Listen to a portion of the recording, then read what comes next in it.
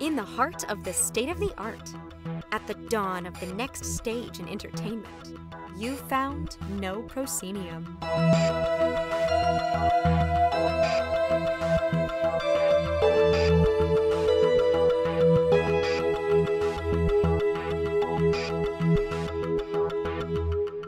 You have indeed found No Proscenium, the voice of everything immersive. I'm your host, Noah Nelson, and welcome to episode 417 of our ongoing exploration of the immersive cosmos.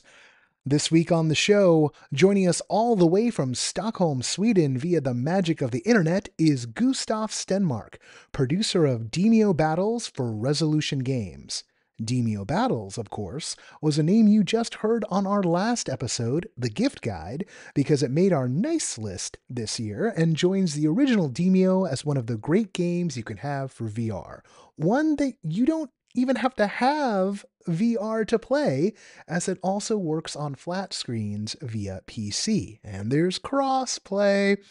We'll get into the development of the game in the interview. But first, I want to talk to you about something I've been finding out there in the world, in that I keep on running into folks who are pretty heavy users of No Proscenium, folks who travel around and use the site to find new things to go see, and they keep on not knowing about Everything Immersive, everythingimmersive.com, which is our searchable and also curated and searchable, two different modalities.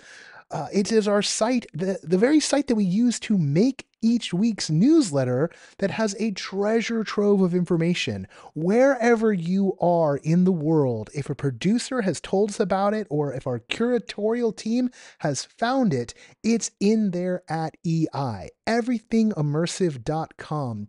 Use this search via your local area, search via the name of a company you like. You can even just pop in a genre and go from there.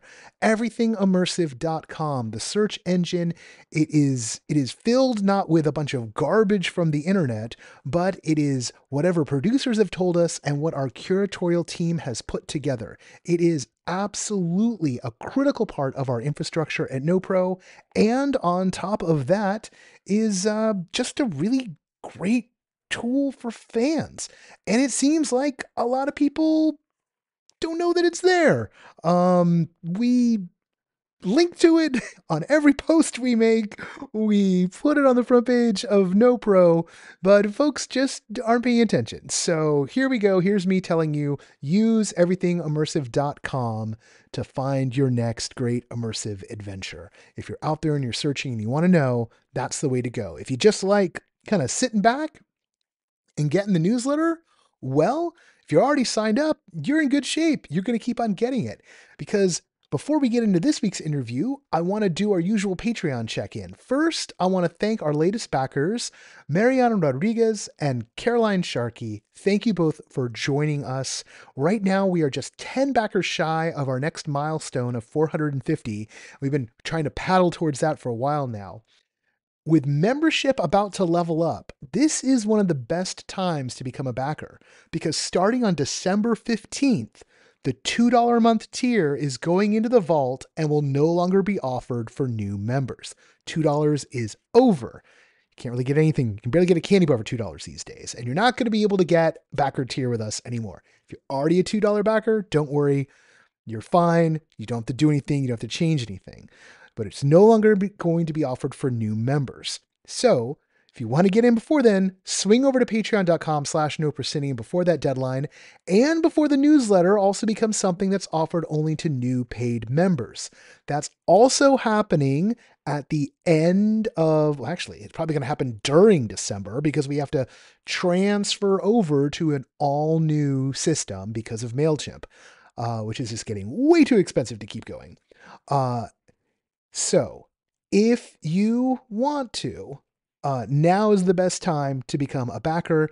And pretty much after the middle of December, if you want the newsletter, that's going to pretty much be your only option. Not entirely your only option, but your major clear option. Becoming a member also gives you access to our Discord and some other fun perks we have brewing, including we're going to do some tourneys and some game nights with Demeo and with Walkabout Mini Golf, which is coming back around with an all-new Meow Wolf-based level. That is coming up soon, and you're going to hear more about that on the show very soon. As always, big thanks to our sustaining backers, Samuel Mustry, Chris Woolman, Samantha Davison, Eric Shamlin, Elaine, Daryl, John Boulette, Cameo Wood, Jay Bushman, Jerome Joseph Genties, Kurt Collins, Winthorn, Ryan, David Bassick, Richard Ayers, Lonnie Hands-On, Lecker the Cool, the Ministry of Peculiarities, and Jan Budman. Thank you all for keeping us going. We really do appreciate it. I appreciate it. My landlord appreciates it most of all. And you know what? We're always on the lookout for community partners who are up for working out special deals for our backers. Hit me up at noah@noproscenium.com for details. And with that, enough of this. Let's get into this week's interview.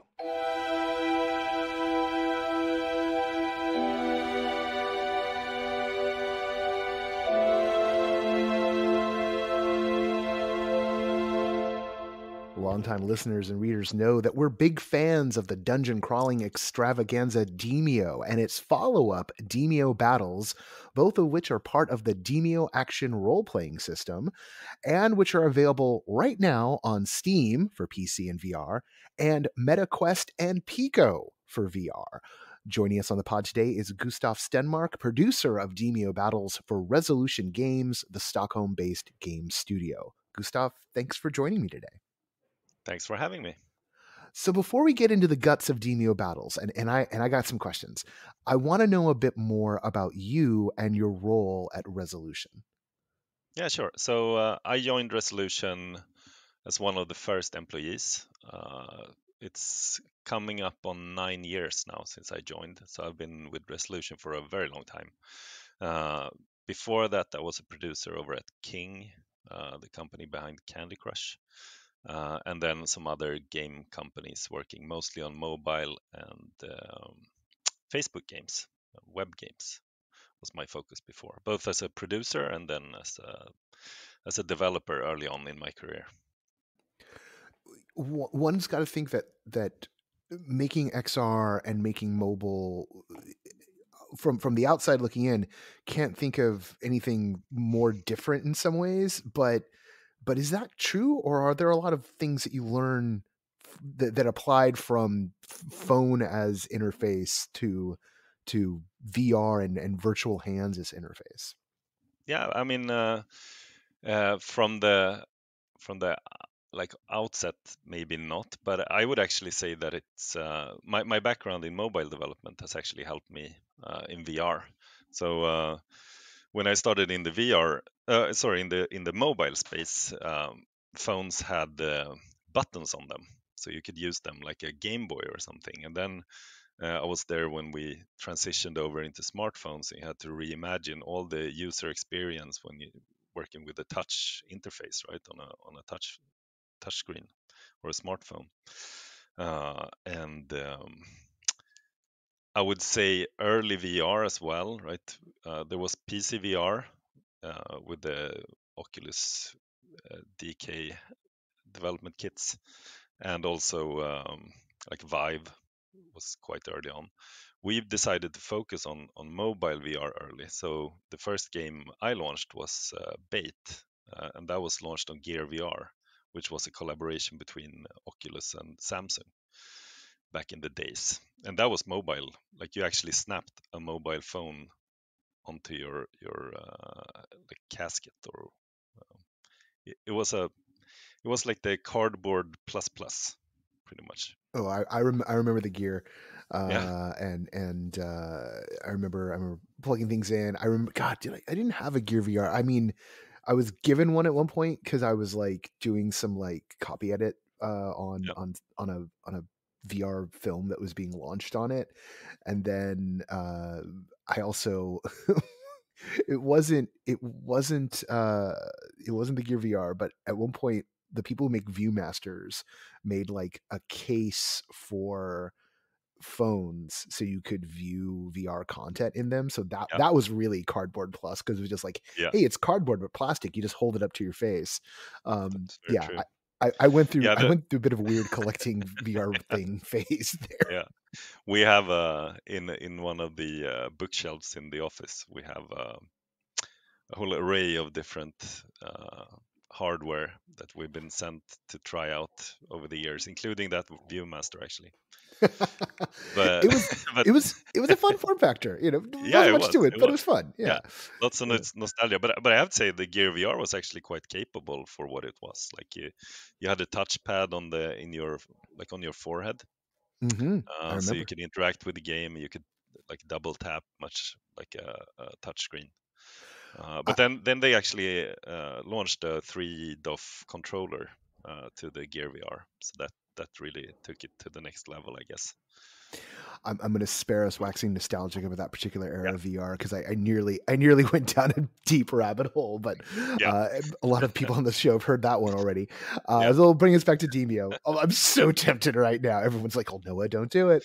Okay, but Demeo, we do love Demeo here. So like Mhm, Patrick McLean is my counterpart here on the VR side, and we love getting in there and playing it. Like having playing the original Demeo together was some of the most fun we had, like, you know, like a year and change ago.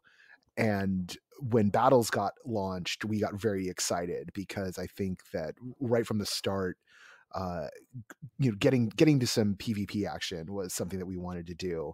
But I wanted to roll back into Demeo for a second. And mhm. when Demeo was first being developed, when you were first sort of breaking the game, what did the team know going in that it wanted to accomplish? What was like the big target for that game? Wow, that's a big question. So actually, I Oh, we don't only do sorry, we don't joined. do small questions here, I gotta admit. So Yeah, that's great. That's great. No, but so we were working closely with Facebook and their social VR team over at Facebook at that point, uh, developing games for their platform Spaces that were later launched. So we were doing a lot of prototyping already on their platform, right? So I guess the discussion was like, what could we do here? We're four people around the table, like that was the Spaces platform, and then the idea of like a game box, you could just lift the lid off and pick up the little figurines and start playing. That was the start of Battles originally.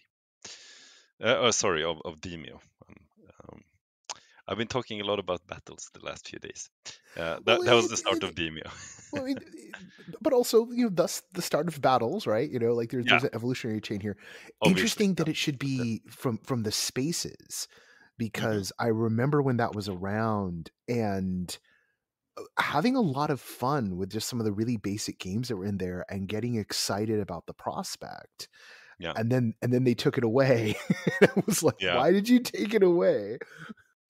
Yeah, that was sad actually. I really liked Spaces from like it had a great feature set, right? But it was also very limiting, right? Uh, there was no metaverse. It was just that room and then your friends that you could invite. But it had a lot of possibilities. I guess the closest you can get now is the Workspace VR app. Um, we've been trying out a bit um, at Resolution. But yeah, so that was where we started off, like at least early prototypes, and then I actually launched a game. The fishing game I was talking about earlier, Bait, actually was released on Spaces, where you would stand four people around the table and fishing at the center of the table in like a little hole in the ice. It was like an ice table. It was a really fun project to do actually. Um, so yeah, and that's actually the reason why it's 4 players in Demeo. It's it harks back to Facebook Spaces. So as you told me, you joined the Demeo project while it was already in motion, with one of the first expansions. What, when it came to coming up to Demeo Battles and going from the sort of full on, you know, basement gaming. There's a shop mode for casual play. There's like heavy aesthetics, to this focused PvP game. What's the arc there to get us to the battles that we know right now?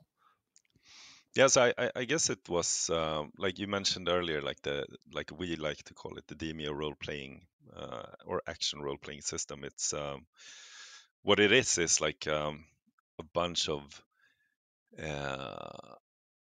like the interaction between different pieces gives you a lot of emergent behaviors, right? So this was a very short prototype initially, or like a 2-day hack to see, do we have something here?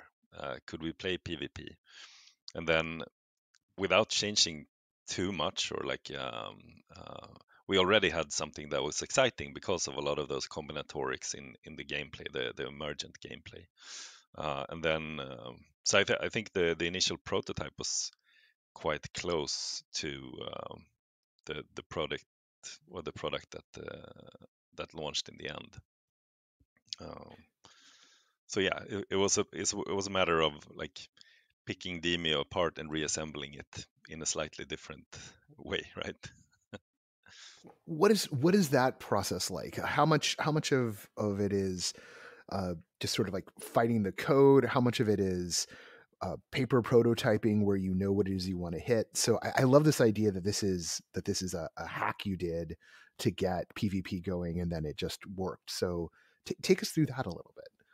Yeah, so I mean, the base around everything we do at Resolution is playtesting and more playtesting. And if the team loves the product, which the Demeo team really loves, both Battles and Demeo, it's very easy to get everyone on board playtesting, right? So we've done a lot of playtesting, obviously digging through old code, because Demeo is quite complex code base. So trying to straighten that out a bit, making the code base work for like supporting both games. But yeah, it's been more of we've had a few, like what do you call it? Uh, where everything narrows down to a point, and then we found the solution to a problem, and then everything fell into place again. So the initial prototype, for instance, was quite large maps, and as long as you were playing it, you were going like towards the center and trying to attack each other. It was fun. But what often happened was that both players would run out of cards and the monsters would be dead, and then it would be just a matter of like meleeing your opponent down, pretty much. So there was at some point we were like, okay, we need to fix this mechanic where players run out of cards, and then obviously the loot chests was one part of that.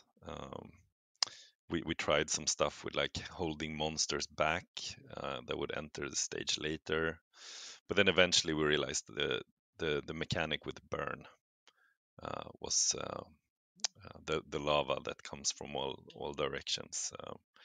That would be a good way of like concentrating everything towards the center of the map, towards the end. And that was one of those like epiphanies in the game design, I would say, that solved a lot. When you were first cracking this one and playing, was there thought to do something that was more tactical RPG style? Because one of the things about the game is you're drafting your monsters, but you're only controlling your hero and your cards when you're actually in play. Yeah. And so yeah, I at first, so you know where I'm going from like when I first heard you were doing Demeo Battles, I thought it was going to be more that, and then we played it. And the first round we played, I was like, oh man, I really want to control my monsters. And then we played a couple more rounds, and I started to see how fast the rounds were, and I came around on that rhythm and not being able to control the monsters, because it meant we could play more rounds. And so now I'm seeing the benefit of that, even if when I first picked it up I was like, oh, I don't have as much control as I thought I was going to have. But was that something that y'all tried first? Because I'm so fascinated by the rhythms of this game, because there's like a little bit of tactical RPG in here, a little bit of MOBA in here, a little bit of, and there's always been a little bit of magic, Yep. TCG in this, even in the original Demeo. So yeah, how did all those dials get set to where they are right now? Yeah. No, I think I have not played a version of this game where you control all the monsters. Actually, I mean, we have discussed it, but that would have been quite a heavy lift to get done. So we never even bothered prototyping it. And I think we tried to optimize a bit for speed. Like you mentioned, the rounds are quite short, and the games are quite short actually, right? We were aiming for around, I would say, like 15 minutes plus minus a few minutes would be the sweet spot for this game, and I think we nailed it in that regard. That's been our Uh, experience so far. Yeah. yeah, that's and that means you can play a few rounds with your player group, and then you can go and still play a full round of Demeo if you want, or if you're short on time, you can play like spend an hour playing a few rounds of Demeo, right? Battles, and then some nights maybe for a bit more long form, like a more of a board game night. Demeo is the perfect game for that. So yeah, we try to optimize for shorter rounds for sure, and more concentrated action. But I was sorry, I lost my train of thought there.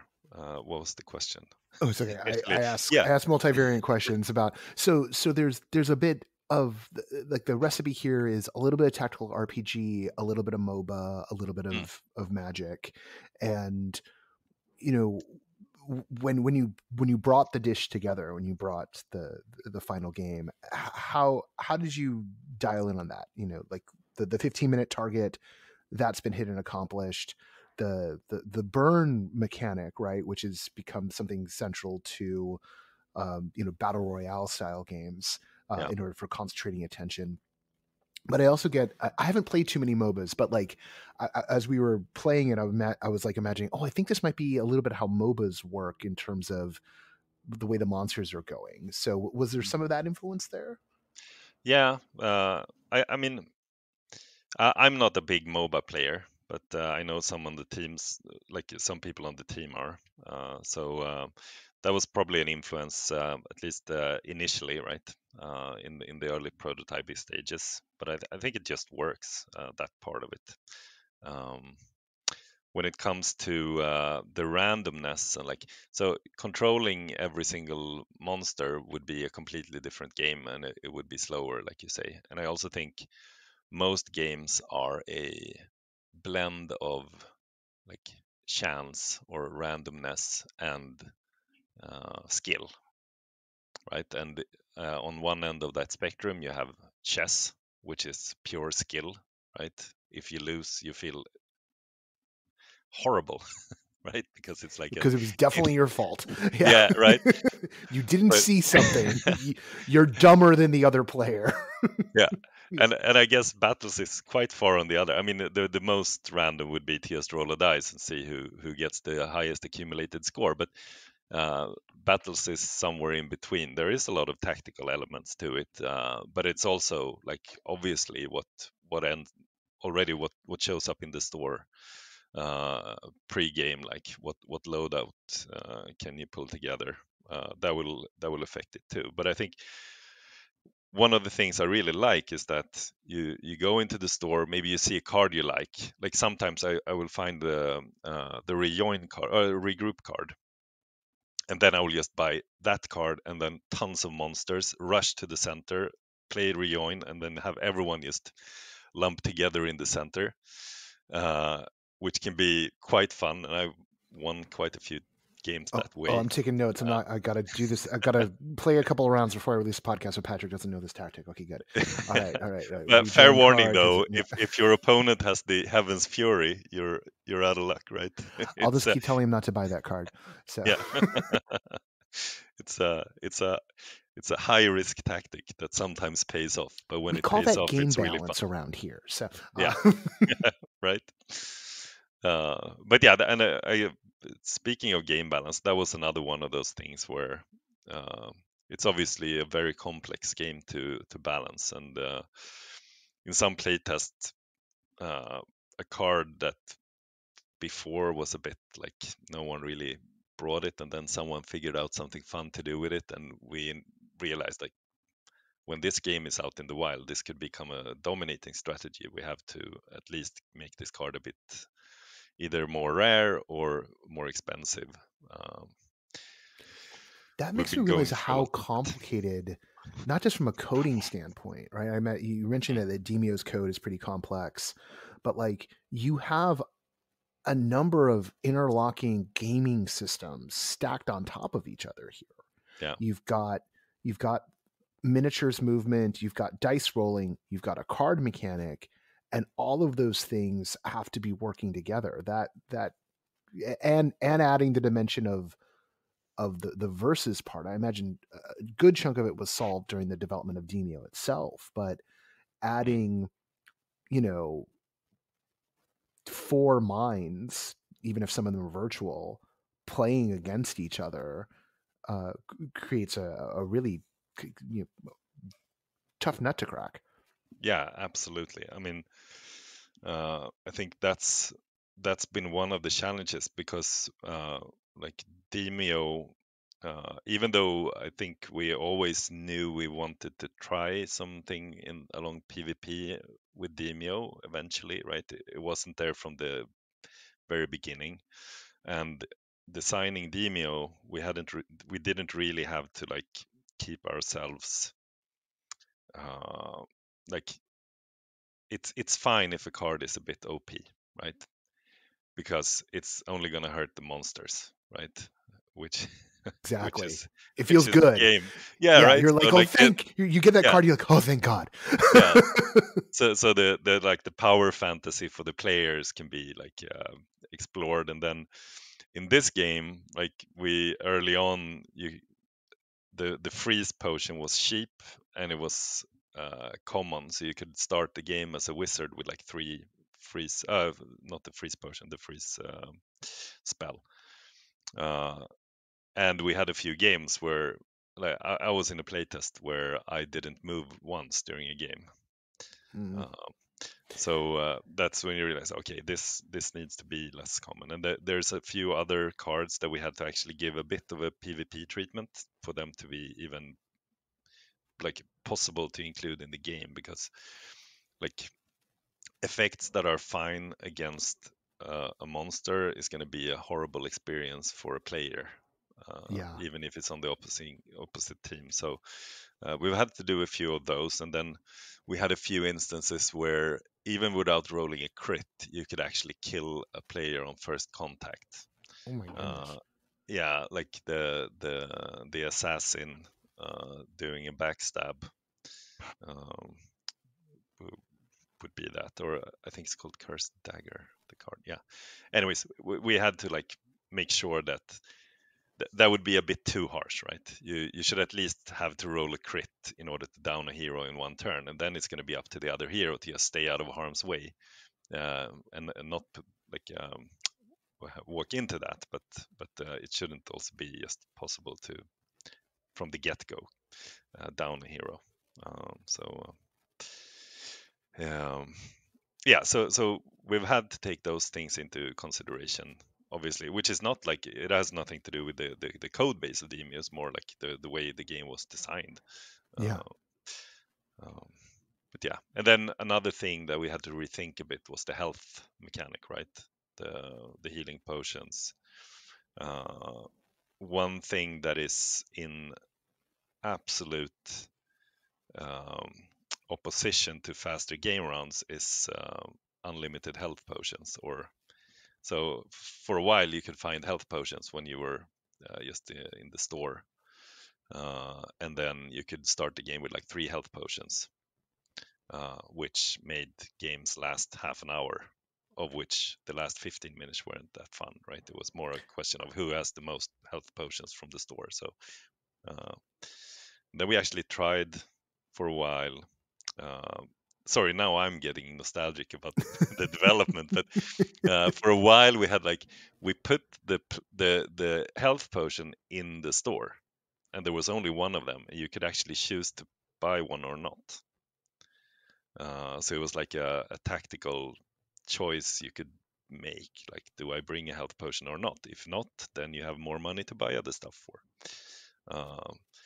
But eventually we realized it's like, even then it wasn't, you never knew if your opponent had a health potion, and it was a bit so we had to I think we landed in a good spot where, like, you get one from the beginning, that's the only one you get, and it will actually revive you if you're downed. So I could see why you went the route of, you know, putting in the store, and that was like, you know, is someone taking it or not? But then also like the sheer strategic confusion of, do I got to do this guy twice, or is this going to be okay if I, you know, like, because the last thing you want to, you've committed all your resources and then you've got him, you're like, yes, down, and then like, no, and yeah, I didn't get mine.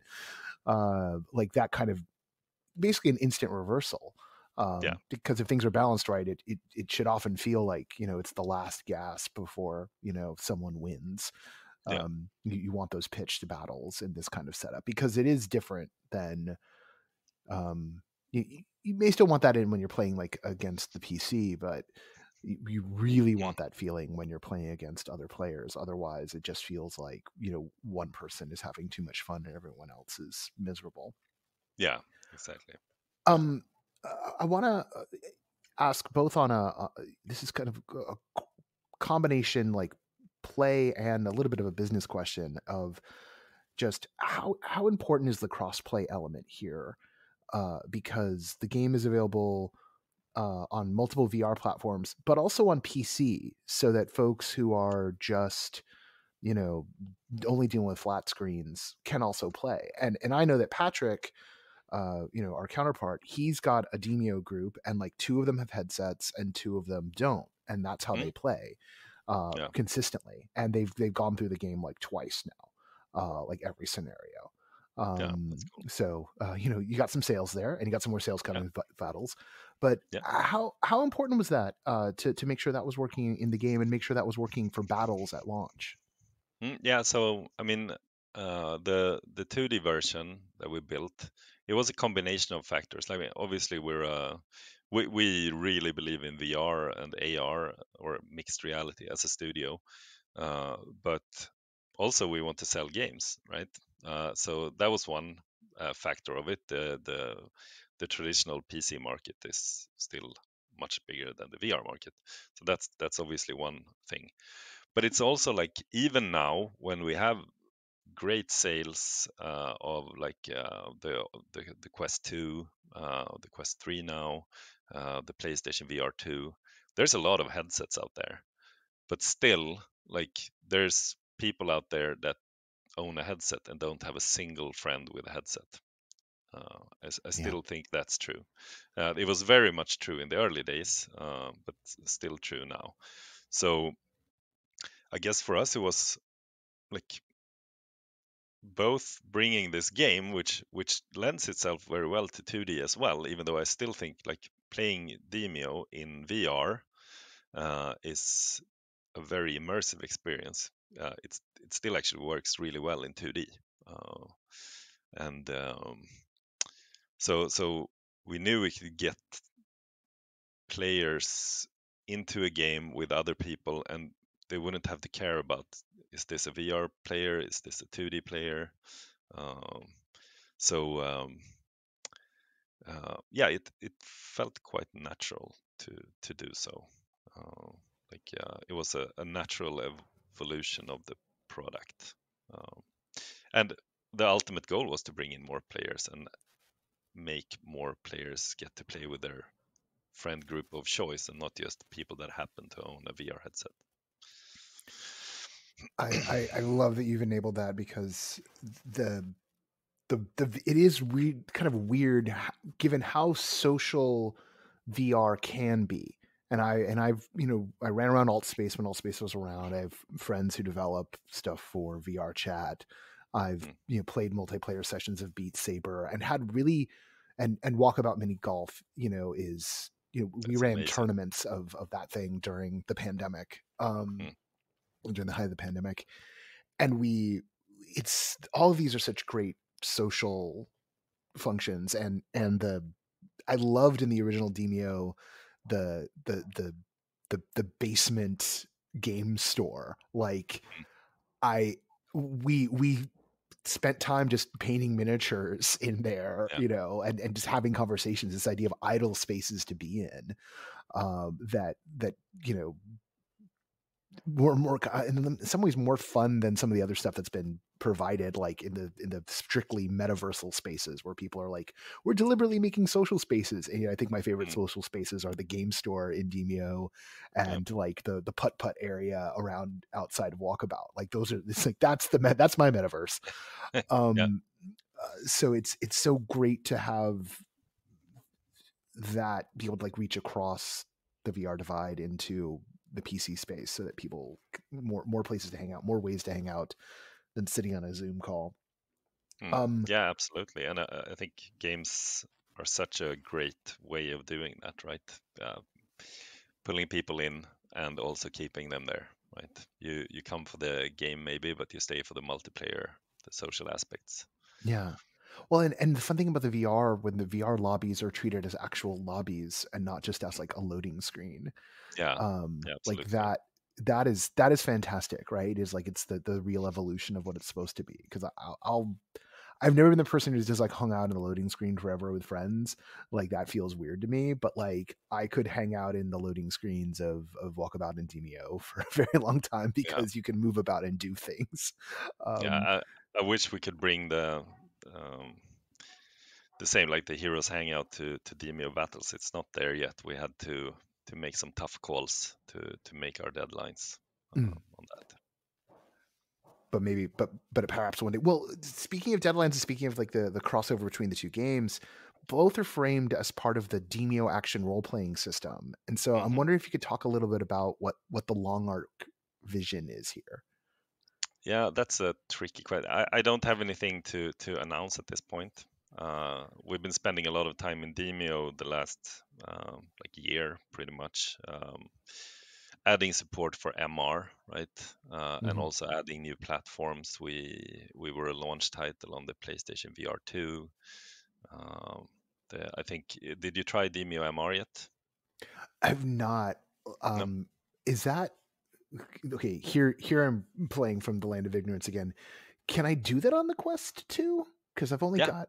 Okay. No, you can. You can. I mean, you then will I need get to. a black and white pass through, right? It's right. not the full camera of the Quest 3 is the greatest way of experiencing it, obviously. But no, you will. You can still, as long as you map up your room, you like map up a table surface, the game will snap to that surface. If you have a friend in the same room, you can actually play co-located. Oh, fantastic! So it's like you're sitting. Or obviously, you are sitting at the same table if you're in the same room. But I'll have to talk Catherine into doing that sometime. That'd be good. Yeah, you should try it. It's really good. It works on Quest 2 as well. Okay, good. That's the thing. It's funny because like there's been so much messaging from Meta about the MR functions of the 3, and then once in a while I'll run into something that's doing it on the 2, and not realize that and just be like, oh, it's here too. So, and here I am getting caught live in an interview and everyone's like, no one's not paying attention. I'm paying attention to a lot of things. I didn't mean to put you on the spot. No. It's please put me on the spot all the time. That's my students put me on the spot all the time. So I got BFA 3 and 4s constantly like questioning everything I understand to be true, and I have to justify it. So like it's like defending a doctoral dissertation. I'm not even a PhD student. So sorry. Wow, the coffee just kicked in. Yeah. You heard it But in I have real to say time. though, like speaking of the Quest 2, like it's something with the way our brains work, right? If you focus on something colorful in a scene, even in black and white pass through, like your brain fills out the blanks somehow. Oh, I I've been, know. yeah, it's uncanny. Like I played some prototypes in house, but also Demeo, where as long as you're focusing on on the thing, like on the Demeo game board, for instance, like don't really, I could take off the headset and really don't realize that I've been in black and white pass through all this time. Oh, Um, there. That's a thing about the way the brain works, and I mean, any kind of experience, but like VR in particular. I uh, mean, when I was a kid, we only had a black and white television, and yet I knew what the colors were. Because if I saw yeah, the color, if I saw a color version of a show someone else's house, and then I'd come back home and watch it, like yeah. my memories of those shows are not in black and white. My memories of those shows are in color. Yeah, it's fantastic, right? Yeah. The brain is fascinating. So, but yeah, so like um, yeah, I think that it works really well. Uh, and another thing, like if I'm plugging Demeo features here, You the are. hand tracking, uh, the hand tracking in Demeo is, I think that works really well as well, right? So whenever I play Demeo or Demeo battles, I just put the controllers down for the most part. Um, and just go with my hands. It works really well. It feels more direct. So that's another thing to try out, actually. Yeah, I was starting to notice that the hand tracking on the 2 is getting really good as well, Mm, and yeah, I'm tempted. It's funny though. It's like features on a smartphone, right? They start adding stuff, but you're so used to engaging with a piece of tech a certain way yeah, that you find yourself doing it the old way, even though the new way is better. It's just that muscle memory.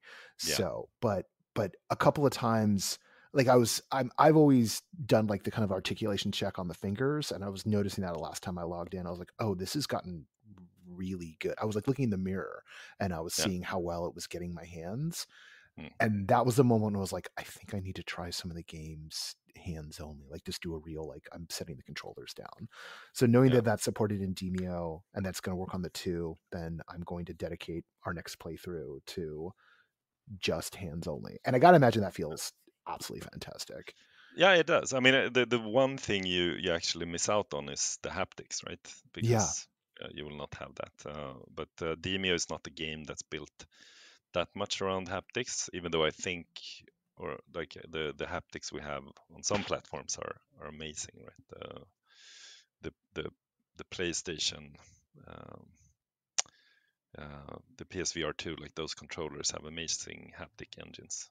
So that actually adds a lot to the immersion. But on Meta Quest 2 and 3, it's just the directness, right? You just put down the controllers, look at your hands. This is like Demio will instantly just switch over, Oh, wow. so you can switch in and out as well. So I think that works really well. It's exciting. What I'll leave on this note, and I'm improvising this question. Like, Mhm. I look at the full thrust of what Resolution is doing in the VR and the MR space, and I'm always impressed by the swings y'all are taking. What's what's the animating force there to do things like DBO, like spatial ops, to start playing around with the physical space in this way, and uh, you know, is it just because the territory's there and no one's done it yet, or is there some sort of fundamental thing about play that you guys are chasing? Yeah, I think so. I mean, we do a lot of prototyping, obviously, and trying stuff. Right, that's how some of our games came to be, like Spatial Ops, and now Racket Club is launching soon, right? So yeah, I think it's a hard it's a bit of a hard question to answer, but I think it's in the walls at the company, right? Mm. We've been doing ever since the beginning. We were just like 7, 8 people. Early on, we were doing game jams, trying stuff out. And then we have a bit of a process, right? If an idea feels good, we try it out. You can assemble a small team and try it, and then see if something sticks. I'm not sure if it answered your question fully. No, it did. I mean, I think the critical thing there was, you point out, like, you do game jams and you play, and if something's an interesting idea and it sticks, right? I mean, you just said the last part, like, it feels like the answer is it's chasing that spirit of play. Like, that's the thing, is like, I see in the titles that you're rolling out, every one of them, like, in the afterthought, kind of feels obvious. It's like, oh yeah, a tennis game. Oh yeah, like a spatial shooter using real space. Of course. It's that it's coming from a spirit of play and not from like some calculated, well, the market can support this. It's like, oh, hey, battle royale shooters, that's big right now, so we're going to chase after that, like in the gaming space. Like, it really feels like y'all are motivated by the sense of play.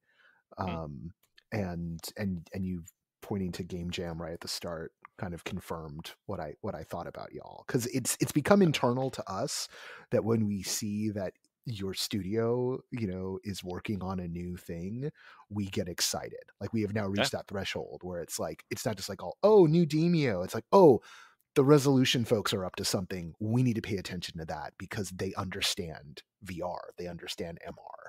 And there are a lot of people who make games in this space, but I feel like there's really kind of only a handful who understand what it is to be playing with space, and your studio is one of them. Thank you so much for those words. Yeah.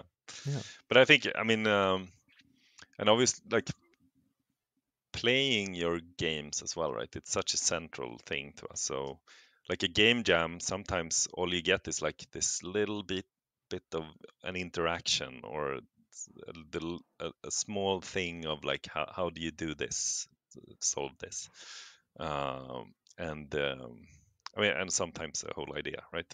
Yeah. A whole game idea. And it's the same when we do the play tests, right? It's for battles, we've had like 2 play tests a week, the entire team, and then a 15-minute discussion where we talk through like balancing features.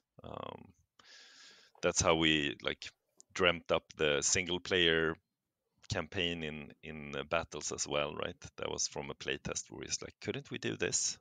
And then turns out we could. Fantastic.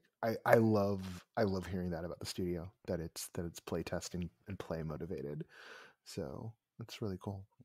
Well, Gustav, thank you so much for taking some time out at the end of your day and at the beginning of mine to talk with me. And we're hopefully in like a year or so there'll be like another addition to the Demeo action role playing system we'll get a chance to talk about.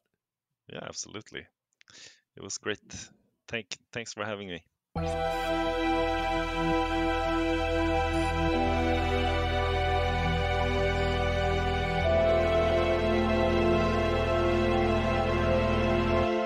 Once again, I want to thank Gustav for being our guest on the show this week. Demeo Battles is available now on Steam for PC and VR, the MetaQuest platform, and the Pico platform, both of which are for VR, and it has crossplay between PC and VR, no matter which platform you're on. What a wonderful time we live in when it comes to games. At least that we get right on this planet right now. What is there to talk about? Not too much. We've got a pretty good series of interviews lined up for the next few weeks. I'm really excited about them.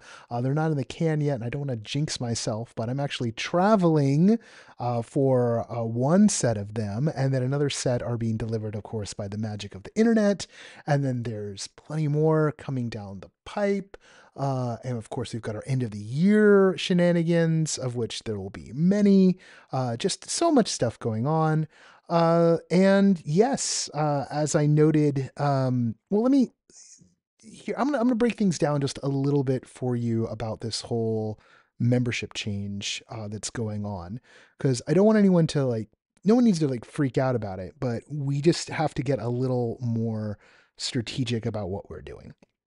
So it comes down, and if you're not interested, feel free to skip ahead. I'm not going to get offended, but what it comes down to is this: is that Mailchimp um, keeps on adding new features that we don't use, and keeps on jacking up the price to pay for those features that we don't use. So we need to abandon Mailchimp. Because at some point, since they've been doing this every few months at this point, it isn't just like once a year, but like this is like the third time they've done it this year. We have to get onto a platform that is going to be more stable. Um, with that in mind, there are some options in terms of what we could be doing, but I've identified that we're going to almost certainly go with Ghost. And like all these platforms, if you wind up, ultimately, you wind up paying per user. Which is the same as on MailChimp. It's just that it scales a little bit differently with Ghost and some of these other platforms. And what Ghost is going to afford us, if everything turns out to work the way it's supposed to, is over the long run, we're going to be able to migrate the website, No Proscenium, over to Ghost as well. So the newsletter and the website will be happening on the same platform. And I'm actually really excited about that, even though it also means we're going to be losing out on the built-in medium audience, which for our smaller pieces, the pieces that don't do so well, that can be a substantial part of our audience, but not that big of an audience ultimately. For the pieces that do well, it's a tiny fraction. It's maybe 2% of the readers are there. So I feel secure in leaving Medium behind, but it is a really titanic task to move that over. So we're going to be doing this in phases and shifts, and it's going to start by moving the MailChimp list over to Ghost.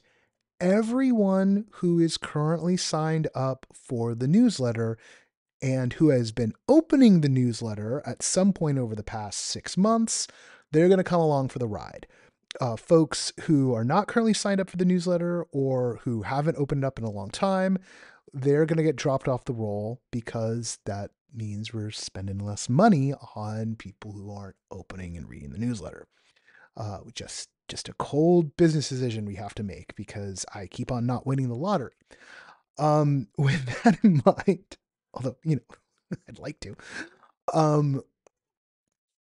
with that in mind, what's going to happen going forward is after like the middle of December, after we make the switch, the only way to get the newsletter is by being a member, a paid member of the Patreon.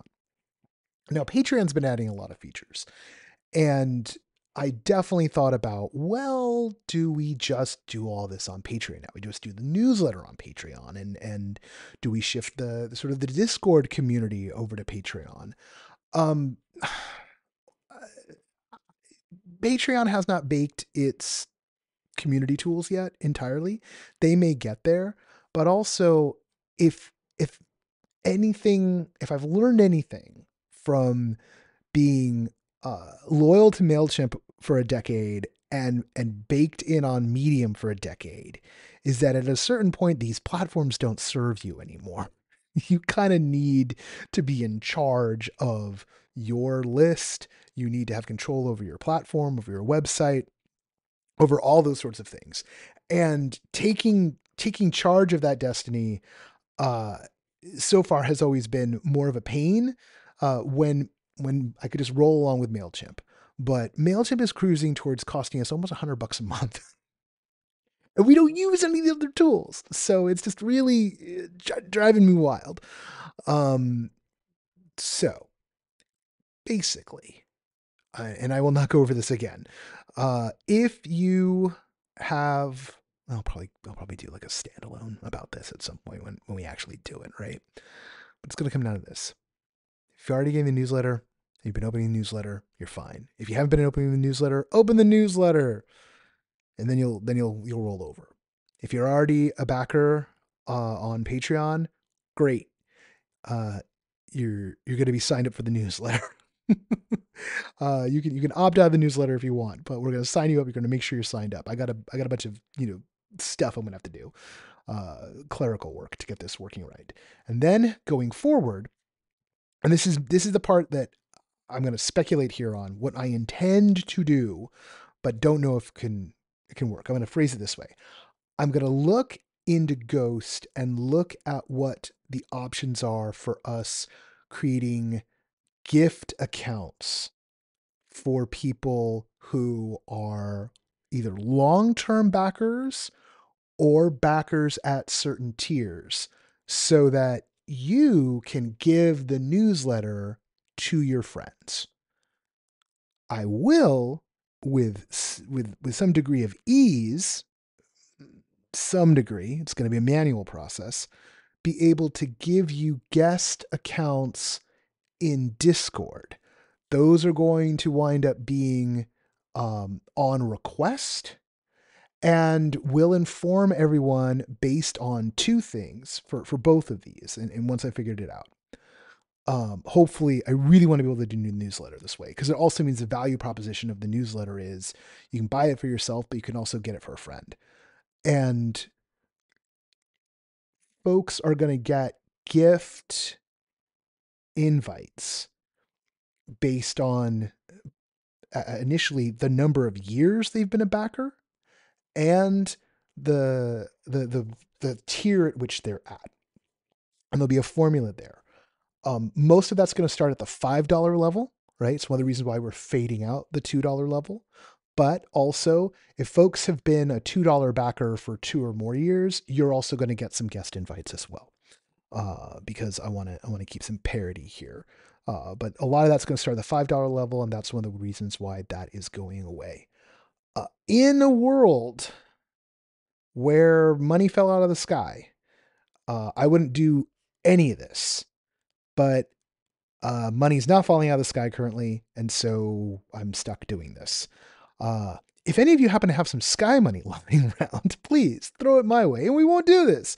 Well, we'll leave MailChimp, because I can't reward them anymore for this behavior.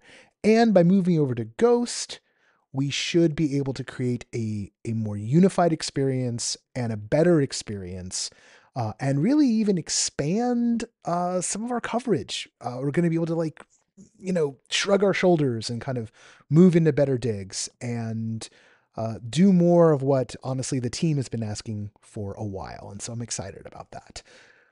Dreading the work, because I dread the work, but I am excited about that. All right. That is a whole bunch of information. I hope most of you didn't bother to listen, because what do you need that for? And next week, there'll be tales of fun and joy and all the things. If you're at LDI this weekend, I'm talking on Monday as part of the X Live lineup. Looking forward to that. Hope to see some of you there. I know I'm going to see at least one of you there, or a couple of people I know are going to be there. And hopefully you also meet some new friends and make some new connections. All right. Let's do the end of the show. The associate producer of this podcast is Parker Sella. Music for No Proscenium is by Chris Porter of the Speakeasy Society and Solar the Podcast. Special thanks to Siobhan O'Loughlin for voicing our intro. And all of this is my fault. I'm Noah Nelson. And until next time, I'll see you at the show.